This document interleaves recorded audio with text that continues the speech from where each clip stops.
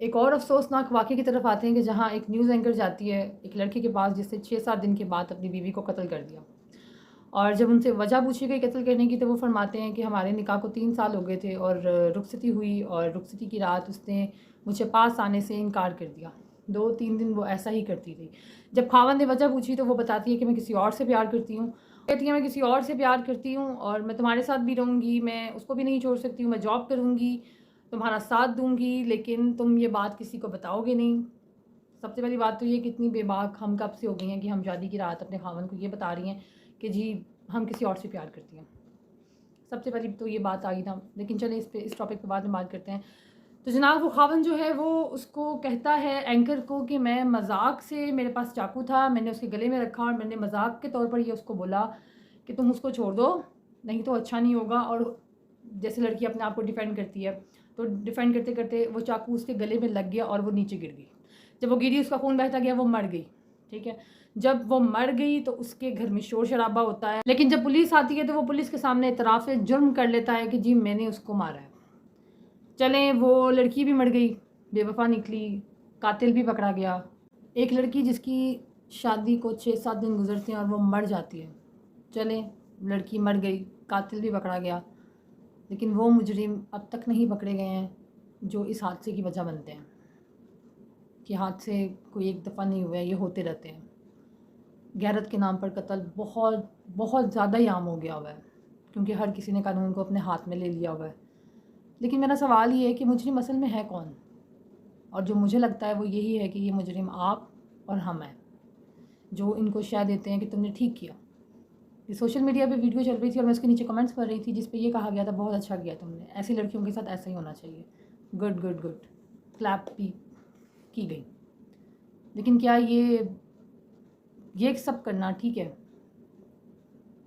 ऐसे लोगों में कैपेसिटी है सिर्फ कत्ल करने की। अगर कैपेसिटी नहीं है तो किसी को 2 वक्त का खाना खिलाने की नहीं है, किसी का पेट पालने की नहीं है, स्टेट के रूल्स को फॉलो करने की कैपेसिटी नहीं है, इस्लाम को फॉलो करने की कैपेसिटी नहीं है।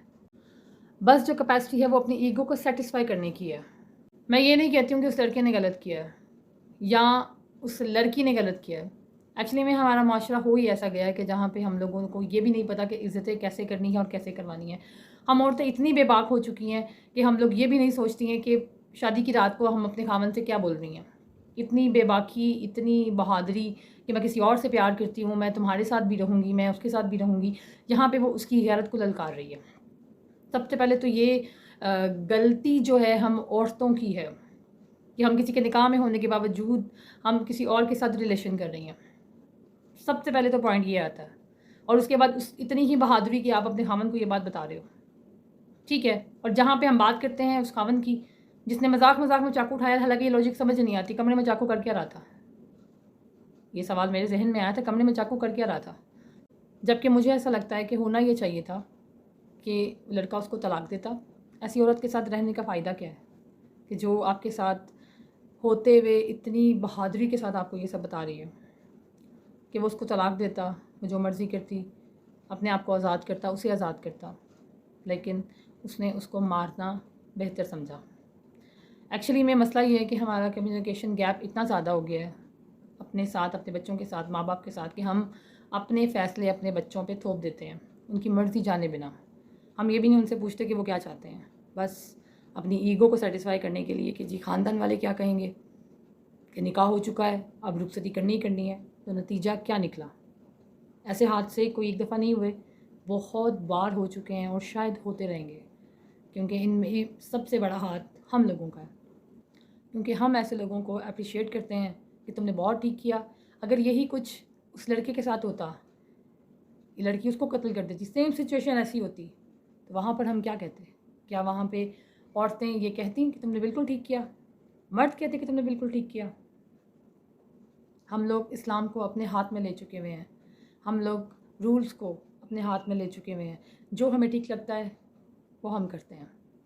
वो दिन दूर नहीं है कि जहाँ पे ये कत्ल इतने आम हो जाएंगे कि हम अपने आप को बचा भी नहीं पाएंगे। जहाँ औरतों को इन हकूक़ों को देखना चाहिए कि वो एक शौहर के निकाह में होते हुए उसको अपनी लिमिट्स का पता होना चाहिए, वहाँ पे शौहर को भी अपने हकूक़ का पता होना चाहिए। आपस में बैठकर बात का सलूशन निकालना चाहिए, कोशिश करनी चाहिए कि कोई बात का हल निकल आए। ठीक नहीं तो छोड़ दे, तलाक दे दे। इसकी इजाज़त हमें इस्लाम नहीं देता। बहुत शुक्रिया वीडियो देखने का। मुझे अपनी कीमती राय से ज़रूर आगाह कीजिएगा। अल्लाह हाफ़िज़।